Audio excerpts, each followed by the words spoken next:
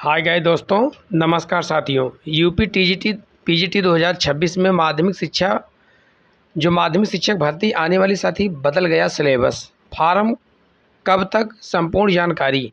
आइए मैं आपको एक एक सब्जेक्ट की अच्छे से विधिवत जानकारी देने का प्रयास करता हूं। साथी सिलेबस में थोड़ा बहुत परिवर्तन हुआ है, आइए मैं आपको दिखाता हूं। चलिए आप लोग देखिए। उससे पहले मैं आपसे यही अपील करना चाहता हूं कि अगर आप लोग इस चैनल पर पहली बार विजिट करें तो आप लोग लाइक से सब्सक्राइब करना बिल्कुल मत भूलिए। आपका अपना YouTube channel target with Rohit YouTube channel. साथी चलिए मैं आपको दिखाता हूँ। देखिए यूपी टीजीटी नया परीक्षा पैटर्न, एग्जाम पैटर्न में विवरण, पैरामीटर, नियम, संरचना, पैटर्न, विवरण, डिटेल। आइए आपको साथी एक एक चीज़ करके मैं आपको समझाने का प्रयास करता हूँ। नया पैटर्न नई तैयारी के साथ क्या क्या है। साथियों मैं आपको बताने का प्रयास यही करूँगा न्यू पैटर्न में क्या दिया गया है। परीक्षा का प्रकार कैसे होगा, तो ऑफलाइन ओएमआर सीट पर आधारित होगा। प्रश्नों का प्रकार वस्तुनिष्ठ, मल्टीपल चॉइस क्वेश्चन, एमसीक्यू होंगे। कुल प्रश्नों की संख्या 120 होगी। उसके बाद साथी कुल अंक 360 के होंगे। प्रत्येक प्रश्न का अंक 3 अंक का होगा। समय अवधि 2 घंटे मतलब 120 मिनट। निगेटिव मार्किंग रहेगी साथी 1/3।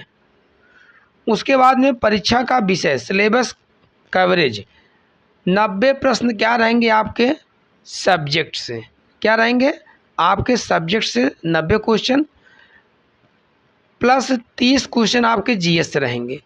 30 क्वेश्चन क्या रहेंगे साथी आपके जीएस से रहेंगे।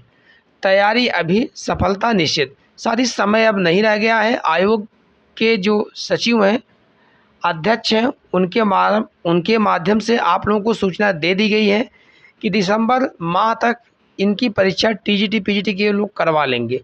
तो साथी अगस्त का महीना चल रहा है, समय बहुत कम है, 4 महीने का आसपास आपके पास समय बचा है। तो आप 4 महीने में आप किसी भी तरीके से अपना सिलेबस कवर कीजिए और पढ़िए।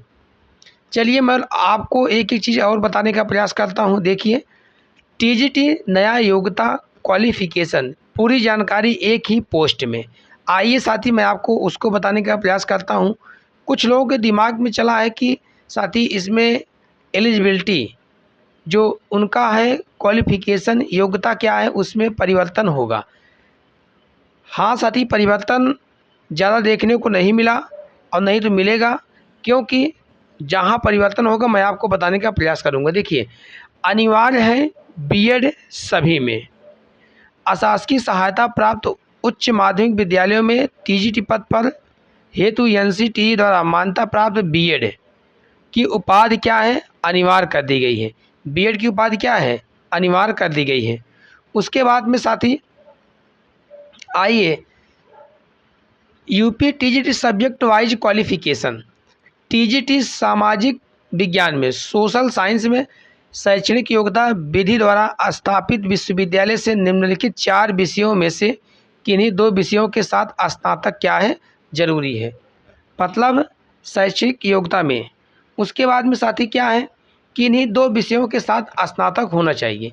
इतिहास हो, राजनीति शास्त्र हो, भूगोल हो और अर्थशास्त्र हो। प्रशिक्षण एनसीटी द्वारा मान्यता प्राप्त बीएड क्या है, अनिवार्य है। सटीक जानकारी सटीक तैयारी के साथ में।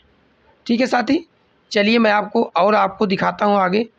या तो हमारा सामाजिक विज्ञान का है। आइए इसी कड़ी में यूपी टीजीटी विषय अनुसार योग्यताएं, सब्जेक्ट वाइज क्वालिफिकेशन। विज्ञान में देखिए क्या है, भौतिक विज्ञान तथा रसायन विज्ञान के साथ बीएससी क्या हो, स्नातक किया हो, क्या हो, स्नातक किया हो। यह क्या है, विज्ञान सब्जेक्ट का है। गणित में क्या है साथी, शैक्षणिक योग्यता मैथमेटिक्स विषय के साथ बीए अथवा बीएससी क्या हो, स्नातक में होना चाहिए। उसके बाद में विज्ञान में भी प्रशिक्षण था साथी, क्या है, बीएड अनिवार्य है विज्ञान में भी, और गणित में भी क्या है, बीएड अनिवार्य है। एनसीटी मान्यता प्राप्त विश्वविद्यालय से आपको क्या है, बीएड अनिवार्य है। एनसीटी द्वारा मान्यता प्राप्त बीएड उपाधि सभी विषयों के लिए क्या है, अनिवार्य होगी साथी। चलिए आपको अब और दिखाते हैं अगले सब्जेक्ट में। कंप्यूटर विषय के लिए देखिए आप समझिए, BCA हो, बीटेक हो, CSIT से नीट के द्वारा ए लेवल हो आपके पास, तो BSc कंप्यूटर साइंस का हो, BCA हो, बीटेक CS और IT से हो, नीट के द्वारा डोएक के द्वारा ए लेवल स्नातक के साथ हो, तो आप क्या है कंप्यूटर TGT का फॉर्म भर सकते हैं।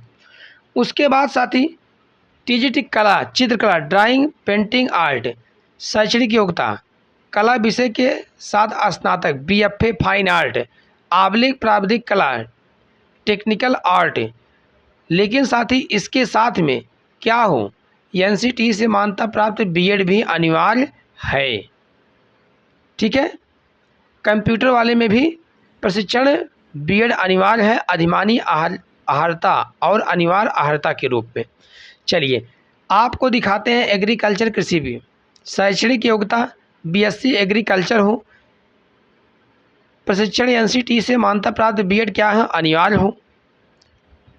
उसके बाद साथी TGT उर्दू अन्य भाषाएं, शैक्षणिक योग्यता संबंधित भाषा विषय के साथ स्नातक हो, प्रशिक्षण NCT द्वारा मान्यता प्राप्त BEd क्या है अनिवार्य हो। तो सही योग्यता, बेहतर तैयारी सुनिश्चित सफलता, शिक्षक बनने का सपना अब होगा अपना, शिक्षक बने समाज का निर्माण कार्य करें। तो साथी इस तरीके से आपका जो है या सब्जेक्ट वाइज क्वालिफिकेशन के बारे में आपको बताने का प्रयास किया हूँ, आप लोग देख ही लिए होंगे एक एक करके। चलिए साथी मैं आपको जो इनकी नोटिस आई है उसको दिखाता हूँ सिलेबस के बाद। देखिए साथी यह जो है उत्तर प्रदेश शिक्षा सेवा चयन आयोग प्रयागराज पाठ्यक्रम सिलेबस है सामाजिक विज्ञान का।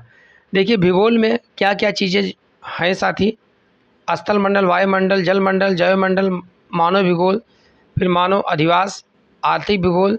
इसी तरीके साथी UP ESSC की साइट पर आपका सभी सब्जेक्ट का सिलेबस पड़ा हुआ साथी, आप लोग जा कर के चेक कर सकते हैं। मैं आपको ये सामाजिक विज्ञान का थोड़ा सा दिखा दे रहा हूँ, बाकी हर विषय का उस पर पड़ा हुआ है। पूरा ऐतिहासिक, सांस्कृतिक, प्राचीन युग, धार्मिक आंदोलन, मौर्य साम्राज्य, मौर्योत्तर काल, गुप्त साम्राज्य, गुप्तोत्तर काल, अलाउद्दीन खिलजी, तुगलक वंश, मुगल वंश, राजवंश, आधुनिक भारत। इस तरीके से साथी यह सिलेबस लगभग इनका इतिहास का था। अर्थशास्त्र में अर्थशास्त्र, उसके बाद में अंतर्राष्ट्रीय व्यापार, मुद्रा, अंतर्राष्ट्रीय व्यापार, लोक वित्त, शोधन, भारतीय अर्थव्यवस्था एवं आर्थिक विकास। इस तरीके साथी यह अर्थशास्त्र का रहा। नागरिक शास्त्र में नागरिक शास्त्र, राजनीति अवधारणाएँ, उसके बाद में भारतीय प्रशासन, नौकरशाही, अम्बुड्समैन, लोकपाल, लोकायुक्त। आप लोग इसको देखिए, यही चीज़ क्या है इंग्लिश में दिया गया है साथी, तो इंग्लिश और हिंदी दोनों में जारी किया गया है।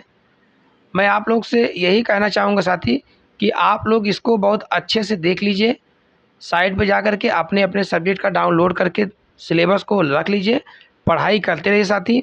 अब समय ज़्यादा विशेष नहीं है, अभी समय अब आप लोगों के पास बहुत ही कम समय है, क्योंकि अध्यक्ष जी और आयोग के सचिव की या बयानबाजी हो चुकी है कि परीक्षा दिसंबर में करा लेंगे।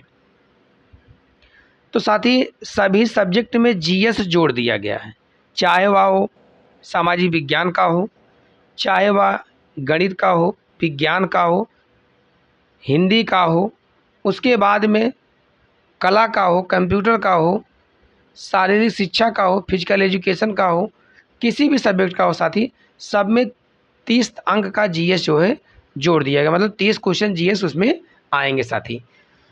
तो साथियों मैं आप लोगों को बताने का प्रयास किया हूँ बहुत अच्छे से। आप लोग अपना अपना सब्जेक्ट जा कर के UP ESSC की साइट पर चेक कर सकते हैं, उस पर साइट पर पड़ा हुआ हर सब्जेक्ट वाइज। गृह विज्ञान का भी साथी इस तरीके से आया हुआ है, आप लोग अपने अपने सब्जेक्ट को देखिए और तैयारी का अहम, चरम और पंचम देने का प्रयास कीजिए साथी। ठीक है, और भी जैसे कुछ अपडेट आता है मैं आपके बीच में लेकर आऊँगा साथी। बहुत बहुत धन्यवाद। All the best. जय हिंद, जय भारत।